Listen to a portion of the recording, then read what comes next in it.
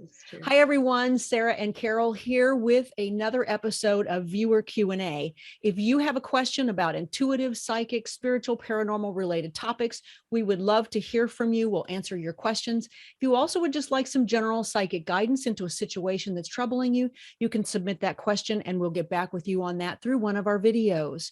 So for today, we did have a viewer question, which was really good, which was about what are the psychic blocks? And so we're going to be talking about that today. What is a block exactly?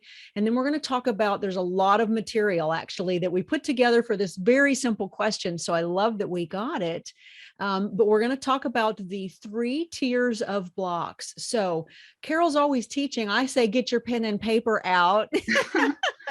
Or be prepared to watch it a couple of times because we want you to be able to take a look at this and go, wow, I have that issue and I have that issue and I have this issue, because that's really going to free you up to developing your abilities. So stay tuned and we'll talk about those psychic blocks here in just a moment.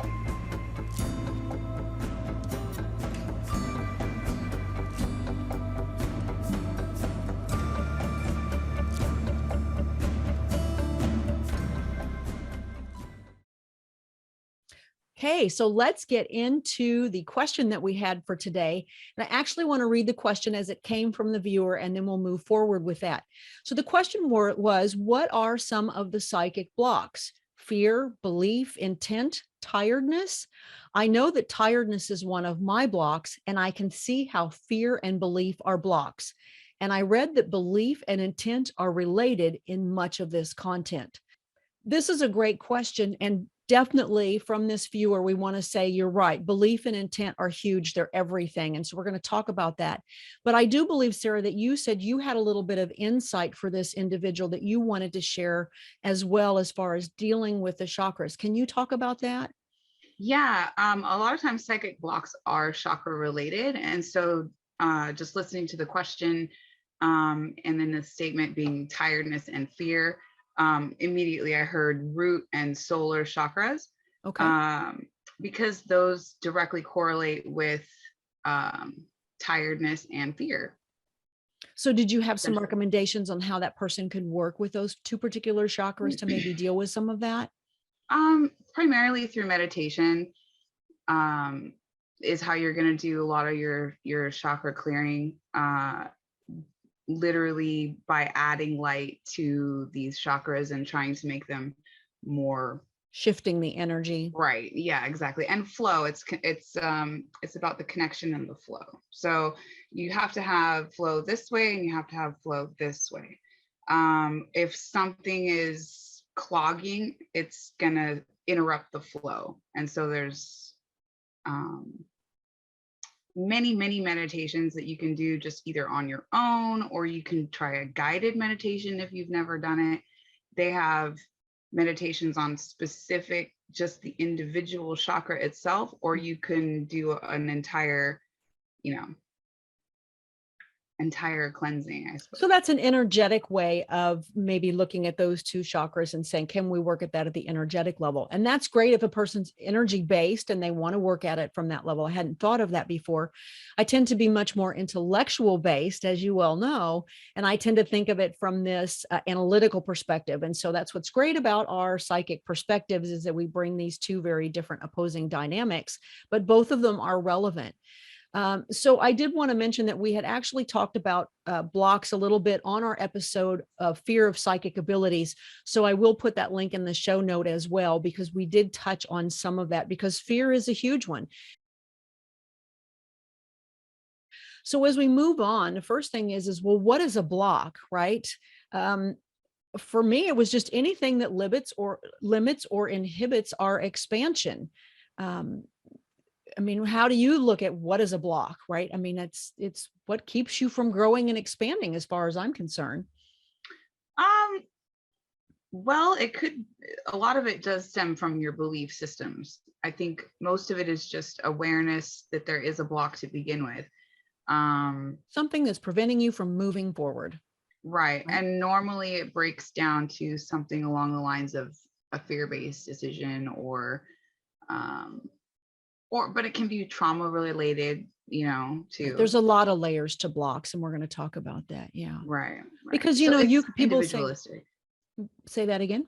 Individualistic. Absolutely. Yeah. Because people say, well, I want to develop my abilities, right? I want to improve my psychic or intuitive skills. And ultimately, all of the practice exercises in the world aren't going to do any good if you're not dealing with what these resistances are, with what these blocks, these constraints, whatever word you want to use for them. And as we evolve, they're constantly moving forward as well. So that's some really important comments that we wanted to make. And you just made the first one for me.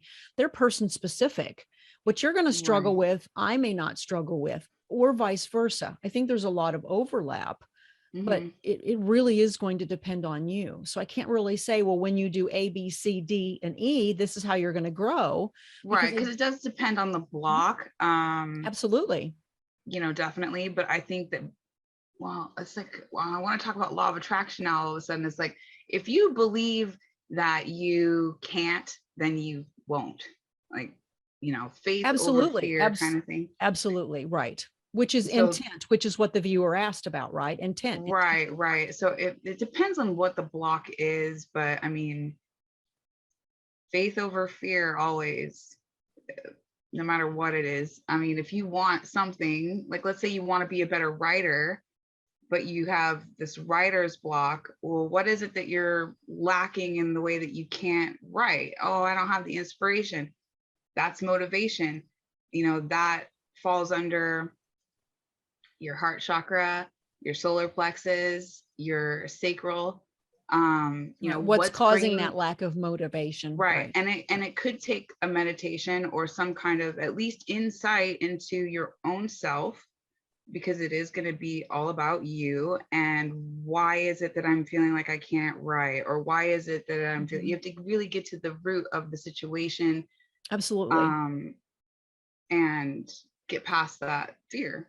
Which is why people say that, you know, developing intuitively or psychically or whatever is part of the spiritual path. It is a personal growth program, honestly, because Right. you're going to be faced with all of these different aspects in order to advance and to move forward.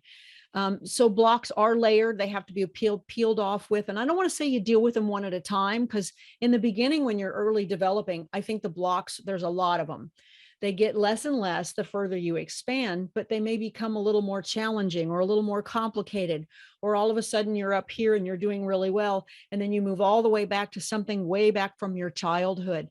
So it's very multifaceted and layered, and you will get better with them over time. That's why I think starting in the beginning can feel overwhelming, right? It's because you've got so much that you're trying to figure out what's causing all of my constraints. Why am I not expanding as fast as I would like to? So it is definitely a self-help, spiritual transformation type of journey that is involved. You go, well, I just want to be psychic, or I just want to be intuitive. I'm sorry, it's not that easy. Right. It isn't, but it isn't. It isn't, right? I don't want to dissuade anybody, but yeah. It's, yeah. You also brought up a really good point that I hadn't even thought of, because again, we have these such different perspectives. I was really looking at this from a very ego analytical based type of process. And then you go, well, all I wrote about were spiritual blocks when you were preparing for your show. And I went, hello, Carol. Now I do address spiritual blocks, but I took a look at them kind of more from this, again, analytical perspective. And so as we move through some of these, we'll be bouncing back and forth between this analytical, but also this very esoteric, energetic, and spiritual aspects as well. Okay. Right. So let's move into, I'm going to call these first level blocks, just because I'm the categorizer. I like to list things. I like to get very analytical and detailed. And what first level blocks are these are the ones that I think come up the most during early development, right? When you're just deciding, do I want to be psychic? Well, I might, but I'm not sure. So you're kind of in that questioning phase. And I definitely remember this phase of my development. I mean, how about you? Yeah. It's loaded with blocks. There was a lot of doubt, for sure. Am I really doing this? Am I really getting this information? Absolutely. There's lots of first level blocks. Yeah. Absolutely. Yep. So let's just go through these because I do want to answer the viewer's question. We're not going to dwell on any of them for a long period of time. And I will make notes here on the show to list these for you. So the first one I put down is just what I'm going to call generalized fear. Right? So it's fear of psychic-based experiences as causing danger or harm in some way, especially from spirits. There can also be a fear of loss of control. So this is just some generalized fear. I want people to get thinking about these and kind of identifying, okay, which one of these really fit for me? Now, there are a lot of different fears. So before you write these down, I want to go through these fears and kind of break them into categories. There's also social fear. And this was a big one for me, right? We don't want to be ridiculed. We don't want to be judged. There was a fear of loss of friends because if I become intuitive or I start to embrace this ability and people find out about me, I'm not going to fit in. I'm not going to seem normal. So I call these social fears, and that's a really big fear. Were you concerned about that? I mean, you had some relationship concerns in there early on, I remember. Man, that was probably one of the biggest ones, actually, just Mm-hmm. because of my very divided religious upbringing. Mm-hmm. So I'm the black sheep of my family, no matter which side of the family you look at. So And this isn't going to help, right? Yeah, I just did learn to embrace it. And but that wasn't easy. I will say that wasn't easy. It took a lot of, I guess, more conviction in myself than anything. Mm-hmm. It really does. Takes a lot of courage. Yeah, and I guess just not caring. Like, you can't change people's minds about certain things because of their beliefs. So don't even try sometimes. I mean, yeah, you can plant seeds, but whatever. But the whole social thing, and this is what I was thinking too, is that it could have been not only because of that in this life, but it could have been also because of persecution in other lifetimes for, practicing these kind of things too, that, Right. I know we're going to talk about. Right. And so there's levels of it. And that's why, you're talking about the levels of it. It's like, okay, well, I got over one level, and then there was like there's another one that's going to emerge. level. Right. Mm-hmm. And I think some of that past life stuff, we're going to talk about that as we move into some of the higher levels where those awarenesses start to move in. Right. And I think it was a very common conversation that I had with quite a few people that I knew that I've gone through as well, is just saying, what is my spouse going to think? Or what are my kids going to think? Or, what's my church going to think? And ultimately that you're the only person that can resolve that concern. You're either going to toe the line because you don't want to lose what's in your life, or most people surprisingly found out when they honored their own truths anyway, and they moved forward, the people around them, yes, you may lose a few folks, but a lot of people start to understand or accept or embrace. And it's a very common fear. We don't want to lose those relationships. We don't want to be seen as less than. Our social standing in life, whether we are rebels or an independent or not, it still matters at a very core level. So take a look at those social fears and see which one of those are, because you're going to be on the fence until you deal with these fears. You're just going to be on the fence. And we also had mentioned religious fear. Like you said, you grew up with two very different religions in your life, and so that created probably even a double issue for you, did it not? Or were you okay with that aspect? No, neither side necessarily was going to be okay with that. So I'm just happy that I guess some of them have been accepting more than I thought. Right. And I guess inevitably I had to just kind of forget about that and embrace, like I said, being who I was, and right. Honoring your own truth. Right. Right. Those that love you for who you are will be there. And most people honestly have had their own experiences. They're just not talking about them. Yeah, that's also true. Because this is a part of the human condition. Yeah. It's normal. All people have experiences. All people have something they can relate to on some level. Yeah. Unless they have their own fears that they're dealing with, and you can't allow other people's fears to become yours. I did have one guy that said, I have never in my life experienced anything that I could not explain. And therefore, I do not believe in anything psychic, paranormal, none of it. And And I was that's like, the way skeptics believe, and that's okay. That's their perspective. but There's I felt bad for that guy. Like, really, oh, you've never had anything happen in your life that you've questioned, because even I go down the list of logical explanations. Well, it's probably the fridge, or it's the cat, or it's the dog, whatever. You go through the laundry list of right. what The else it laundry could list have of been. what if, right. Yeah, sure. Yeah. And so no, I kind of felt bad for him. Like, really? Because to me, having these kinds of spiritual experiences, it's been a blessing. It's been an eye opener. Well, and that right there is a block, and we'll talk about that in just a second. But you're right, that is ultimately a block, because if you don't believe that it exists, you're basically, again, we've talked about this in the fear of psychic abilities episode. You're telling your subconscious that you don't want those experiences, that they're not acceptable to you, they're not possible to you. Ergo, they won't be possible. You're going to be shutting Right. that capacity down. You mentioned it in law and manifestation. If you say it doesn't exist, then it's not going to exist for you. Right. If you say you're not going to succeed at something, you're absolutely right. You won't, Exactly. because that's the way the world works, right? Yep. Whether we believe it or not. So, yeah. Yeah. So we were talking about religious fear to kind of get back on track there. Growing up in Christianity, there's the demons, it's evil, you're being deceived, you're going to go to hell, all that other kind of stuff.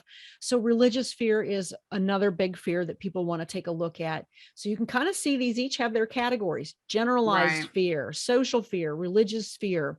Medical fear is another one. Oh, did you want to, you look like you wanted to Yes, say I was just gonna about say, the religion. Yeah. just for anyone out there who has had maybe a load of religion put on them as a child or whatever, I will just say that the way that I kind of overcame some of that was by understanding that I guess the nature of what we're doing is inherently good. Like, there's nothing demonic about it. There's nothing evil or Satanist about it.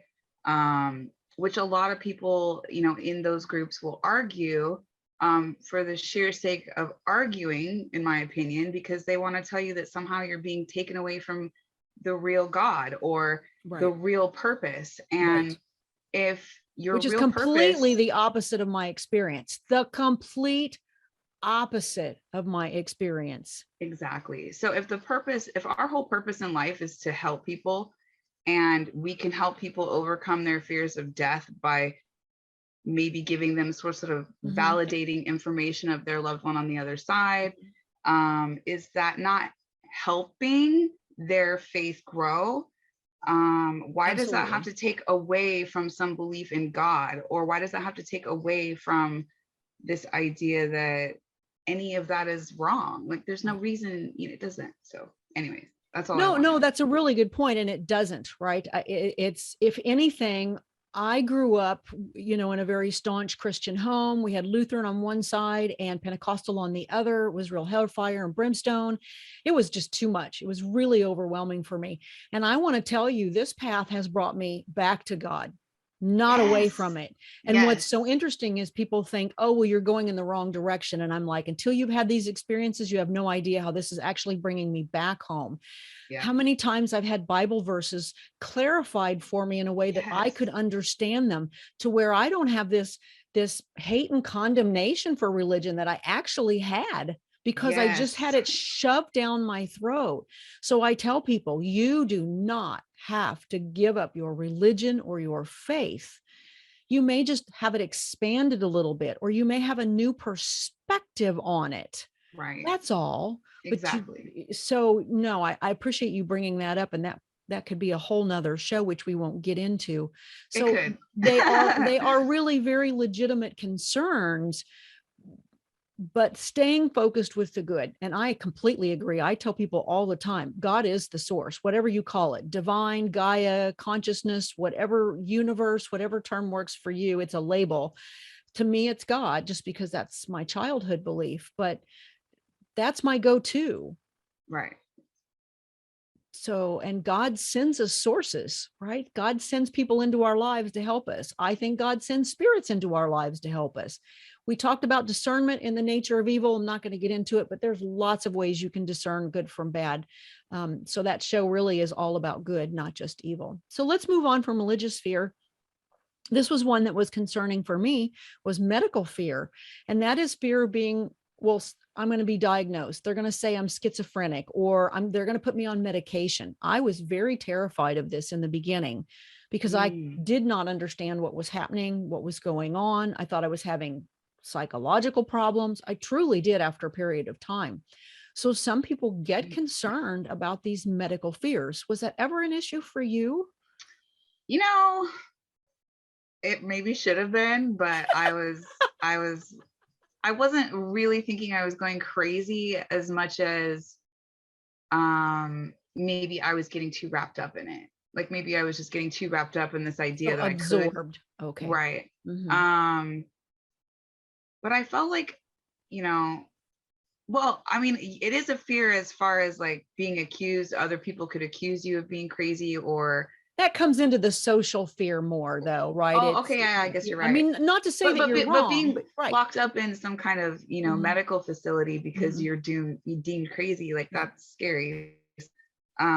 It may have been For different for sure. you than me because you knew from earlier on in life that you had this kind of awareness. So it kind of was, you had more time with it. For me, I went from no experiences to boom, all of a sudden experiences. So it was Right. I can see that. I could see that. mine was very harsh but beautiful in the way that it happened. I So think it my made main me concern fell concerned. under more of being deceived by something Mhm. demonic. You know, my religion fears came up for me Right. more Which than the again, they're medical very stuff. individualized, but I do want people Yeah. to consider that medical aspect. Are you concerned about that in any way? Right. Separating the fact that people's judgment of you, but your own personal fears of something may be medically wrong. And I think that we should ask those questions. And I did ask those questions. I did seek professional help to ensure, are there other explanations for what my experiences may be resulting in? I don't think there's anything wrong with doing that. Sometimes I've run into people that No. I wish they would have done that because there really was something medically wrong. Yeah. That happens sometimes in paranormal work. Um, Yeah. so there's nothing wrong with asking those questions, but not being afraid of them, uh, and realizing there are resolutions out there. So, and I want to put the next fear down as fear of labels. This really kind of falls into a social fear, but I think that we put these labels on ourselves. So I also moved it out of the social category and put it kind of onto ourselves, Hmm. because I say this all the time. I don't want to be seen as woo woo, right? Yeah. That's a Yeah. label I put on myself. Yeah. And so Hmm. when we put labels on what this is, it can inhibit our expansion because labels tend to be what? Negative, Damaging. What? judging, Judging. Yeah. damaging. Absolutely. Yeah. Same thing. Absolutely. Yeah. I So, will say like yeah, witch for me is one of them.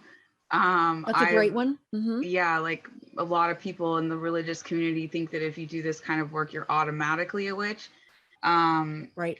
and honestly, the more I learn about what a witch is, the more I realize it's kind of something that you already are. And there's kind of no like way around it. So just embrace that. And who gives a crap what anybody thinks? It doesn't mean that you're, you know, doing deals with the devil. And there's a lot of misconception about what is psychic and what is witchcraft. And witchcraft versus Satanism, which are also two totally different But things. that's all So based on intent. I mean, we know that manifestation, we know that consciousness studies talk about the fact that it is all intent based on intent. You're intention absolutely correct. affects environment. We understand that from consciousness studies. So you're right. I mean, in many ways, our intention creates our reality. That's just the fact. If some people want to call that witchcraft, manifestation, it's up to you. And I think that's the point of labels. What I call a witch, what you call a witch, what 5 other people call a witch, every one of us will have a different definition for that. Right. So just be careful that you don't get caught up on the labels that you put on yourself. You know, insane, crazy, woo-woo, nuts, gypsy. Here's the ones I don't like: fraud, fake, charlatan. Mm-hmm. Those are hot buttons for me. I don't want to be seen as a fake. I don't want to be seen as a fraud. So why was that a problem for me? Because it was really, really important for me to be accurate, to be evidential. And I was so locked on that I wasn't relaxing into the experience and allowing it to flow naturally. So Yeah. this is why these little labels that seem, well, it's not important. No, they really are important, because you're telling yourself that something is wrong and it's hindering the developmental aspect. So take a look at those labels. Deceived, delusional. These are all labels that you've created for yourself that most likely are derogatory. Right. You need to examine those so that you can move forward. Now, we talked about those are the fears. Those are really my big fears that I had put down. And I think if you find you can kind of move into those fear categories. Now, the others are beliefs, right? Tied to our beliefs. And these definitely overlap a lot. Personal doubt is one of them. The skeptic's point of view that you mentioned, right? I mean, that's that person's personal belief. They are entitled to that belief. Yeah. You're going to get what you believe. That's the whole point. The other part of this, are you doubting your experiences and perceptions as valid? I know a lot of people that go, and you even mentioned it, right? Did that really just happen? Did I make that up? Is it a coincidence? Did I hear that song playing in the elevator and now I think it has relevance because my subconscious picked it up and brought it into my conscious mind? So there's all of these things that we use to. That's kind of fallen. That's like self-worth. That's like doubting that you can't do it because you're not good enough or something. That was, I guess. But I think it also falls into a discernment category, though. You're really trying to figure out, okay, is that psychic or was it an accident? Because let's face it, every thought we have is not psychic. Yeah, I mean, I guess it was just the doubt was more like, that is the doubt, is it a thought or is it psychic? And right, exactly. And that's what plays on your mind. Did I just think that? Did I just create that? Or was that actually information from another source? And are we dismissing them or accepting them, which is what we should do, right? Is accept it. Yeah. You can ask for further validation. So correct. It's not like you have to just take it and then be like, well, that was spiritual, la la la. Like, no, make them give you more, make them give right. you more signs, more things to kind of let your faith build. That way, when you do recognize it and you see it, you're like, oh, boom, that's right. my guides, And that's so just because you don't dismiss it doesn't mean you have to buy into it. And you're right. Ask for more validation, right. And you do want to gain discernment, but you're not going to gain discernment if you don't by immediately dismissing it. Right. So say, okay, well, I had this experience. This would be a great way to handle it. I had this experience, but I want to examine it a little bit further. Like you said, ask for some additional validation, ask for some clarification on that. Right. You're going to make mistakes. I can't tell you how many times I made mistakes and thought, oh, that thought's a gem. And I went, nope, that was me. Yes. Yes. That's a part of the growth process. So that's okay, but not dismissing it. Right. Right. Right. Difference between discernment and doubt. Those are very, very different. One is clarity. The other is dismissal.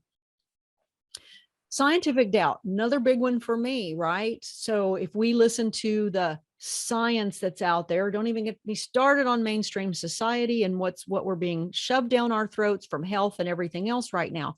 But we listen to science, it says psychic abilities aren't possible. They're not explainable by science. The skeptics say this. And so we allow common belief to be what we buy into. Or CNN.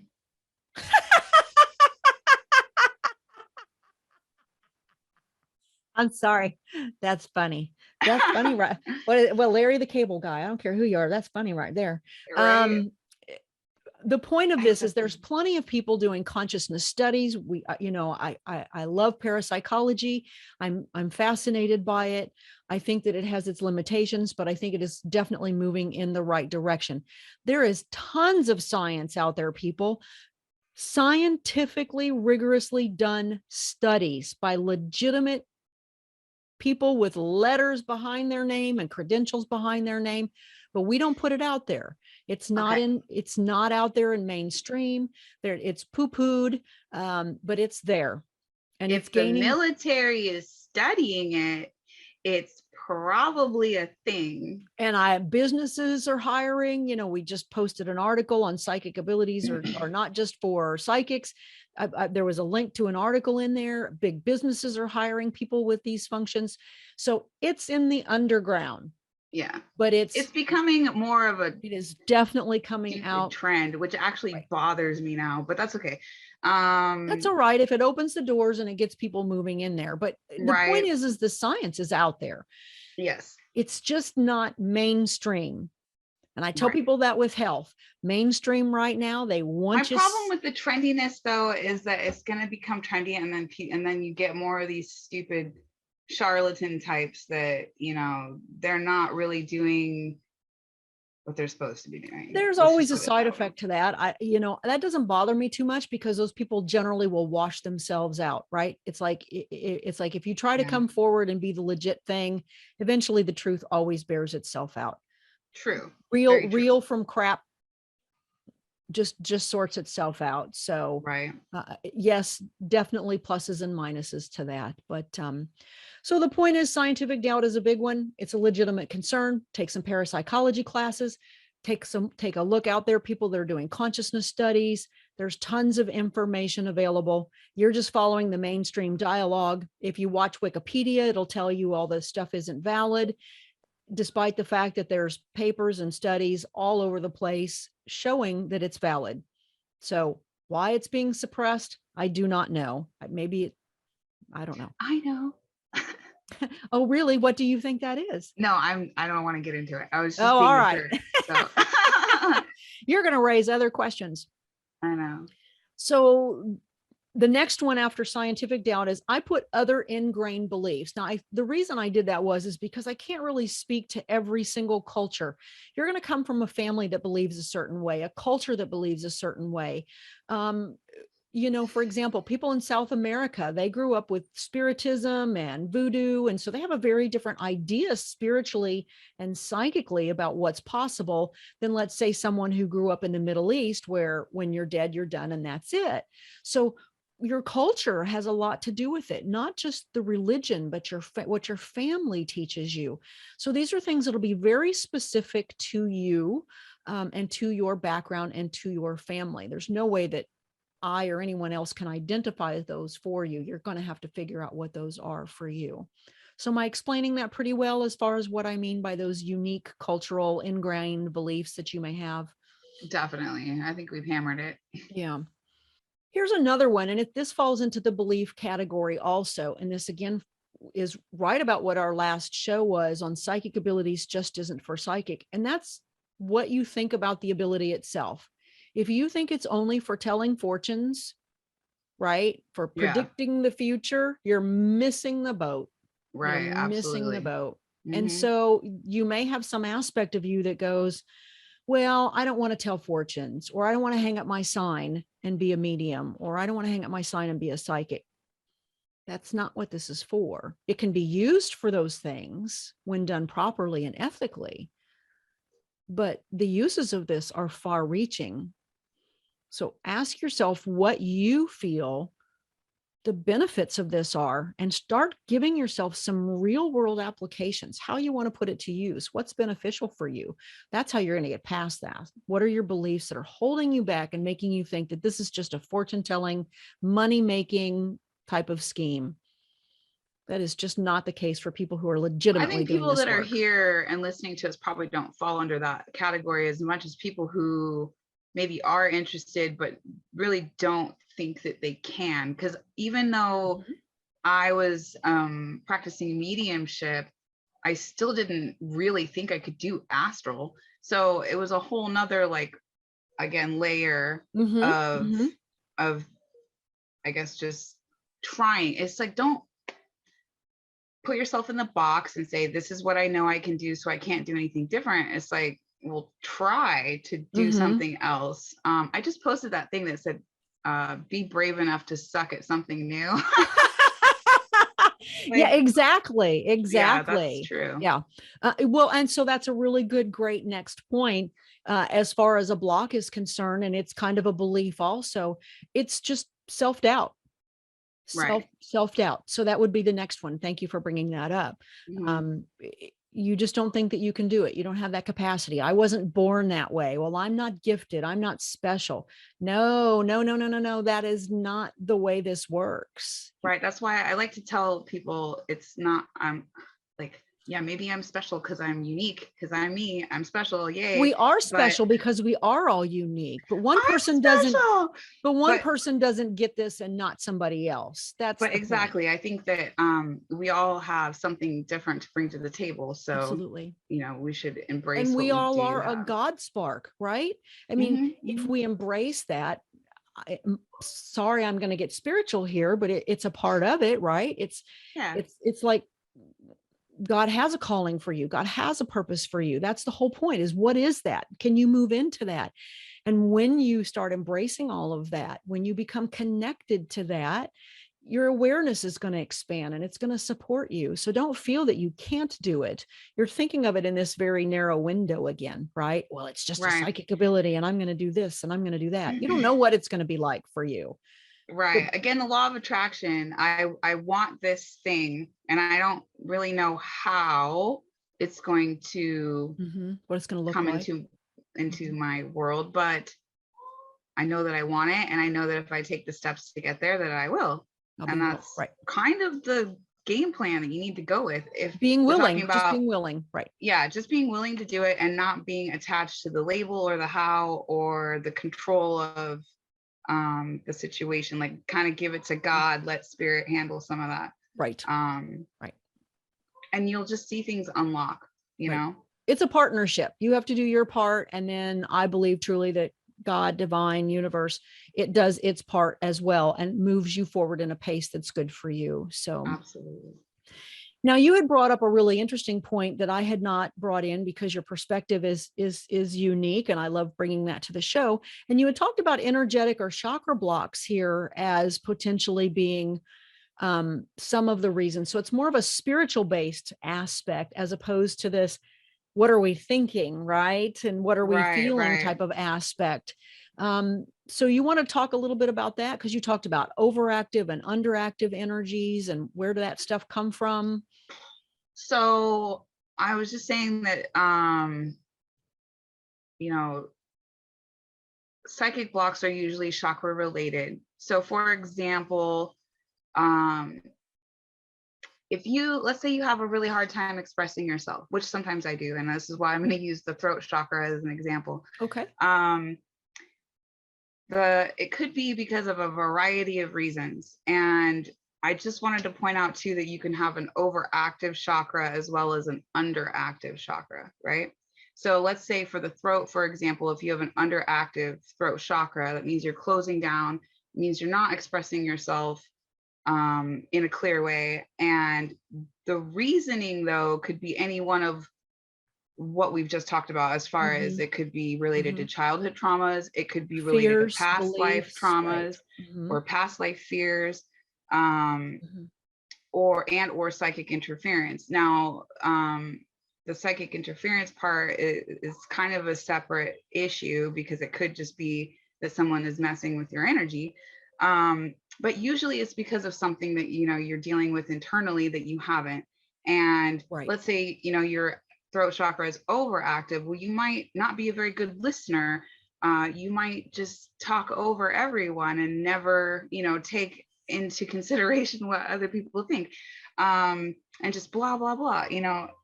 That's kind of the idea of an overactive chakra. Or it can also be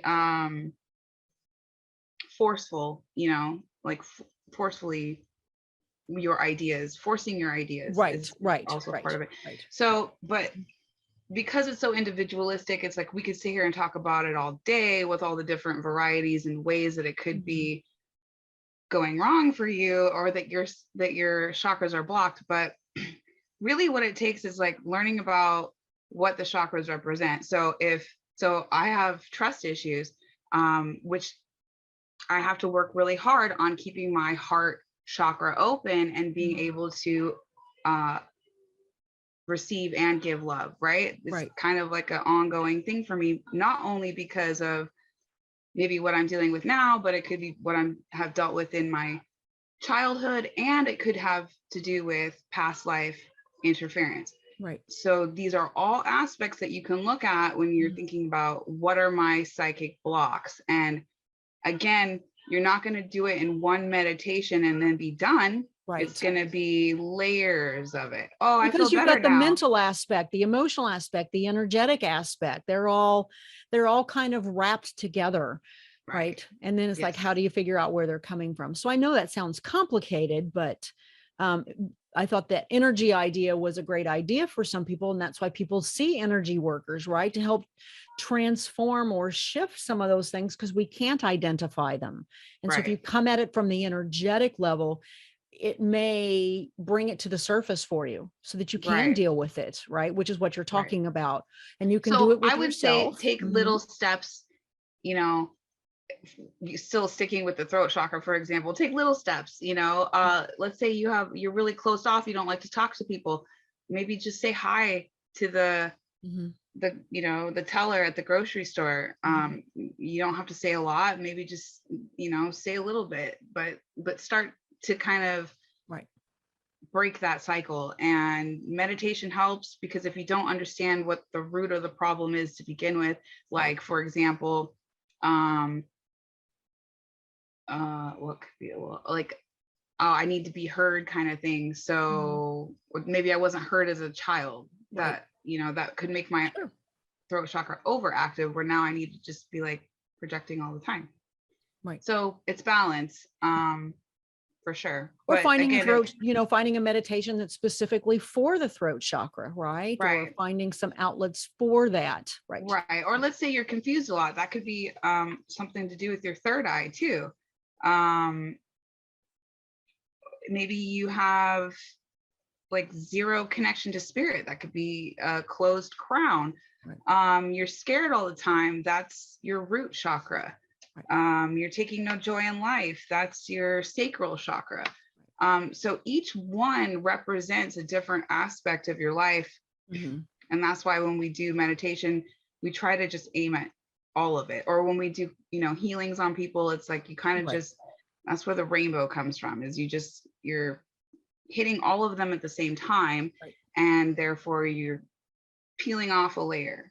It's a tiny layer. It's not, you know, and that person has to be willing to do it at the same time. So if you're not willing to look at what your blocks are, you're not going to be doing anything anyways. So that probably is the first step. Let's say, you know, well, self-awareness and taking accountability, and then doing the work. I think that's a good one. I'm actually writing that down. Although it kind of moves us into the next level, which we'll go to, you know, you're talking about that accountability and that willingness, but I love the way you express that, because I come at this very analytical perspective where we want to think about this and think about that and think about this, but sometimes we just don't even know what it is to think about, or we can't identify it. We say, well, I know I'm afraid, but I'm not quite sure where it's coming from. So you present this very energetic aspect of where we can work with the energy, and maybe in the meditation, it will give us this aha moment. Oh my gosh, I saw this past life where this happened. Or I remember when I was a child, you know, in school, my teacher told me all these bad things. It may just pop up to the surface, and that becomes your awareness that your mind can then wrap itself around and go, okay. So we've got these two very different but very important aspects to look at: the energetic side of the house and then the analytical side of the house, and recognizing that these can complement each other. You know, which is the whole reason why people go to hypnotherapists or do regression work, you know, to say, I don't know where the block is. I don't know where the fear is. And it's very difficult to deal that. And that's been coming up in some of the past life work too, is like, here's why you're behaving this way, right? Past life stuff. Because again, what is the point in having a past life experience other than learning the lesson that was learned in that lifetime? And how can you take that now and go, oh, And why would it even come Oh. up unless it was relevant to this life? Why is it even important Right. unless somehow that information is important to me now? Right. And maybe at first glance, it's not even important, because I've had a past life experience where it was kind of like that. It was like, first glance, it's an insignificant seeming Mhm. life, and there wasn't really That a awareness whole can lot. evolve over time. That's Right. happened But for me as as I well. kind of like looked into it and I realized Mhm. certain aspects of it, I was like, Mhm. oh, I understand now why Mhm. that was important for me to learn. Um, so yes, things can be revealed in meditation, Right. and I think it's important that once you have that revelation, then all of a sudden it goes away, or at least some of it does. You know, it's like the Well, it loses its acknowledgement of it. power. It loses Mhm. its efficacy, right? Because you've had Yes. that aha moment and you go, oh gosh, it makes sense. And then it's like you're not trapped in the sense of, well, why do I do this? And why do I do that? I don't know where it's coming from. So Yep. most definitely. No, it's a wonderful perspective that you brought up that I just completely missed. But I love doing this with you.